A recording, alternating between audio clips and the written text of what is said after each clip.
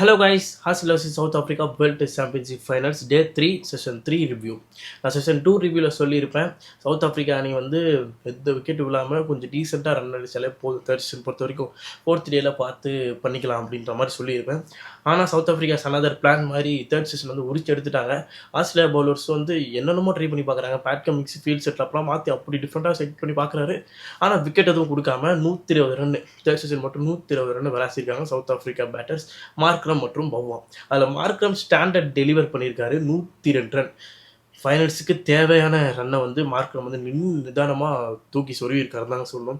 செமைய சந்தோஷமாக இருக்குது. Markram century அடிச்சு. மார்க்ரம் வந்து ஐசிசி ஃபைனல்ஸில் முதல் செஞ்சுரி சவுத் ஆஃப்ரிக்காக்காக. அதுக்கப்புறம் செகண்ட் செஷனில் வந்து 3 செஞ்சுரி அடிச்சிருக்காரு. 2வது இடத்துல இருக்கார். இந்த மாதிரி நிறைய ரெக்கார்டு வந்து அடைச்சிட்டு இருக்காப்புல மார்க்ரம்.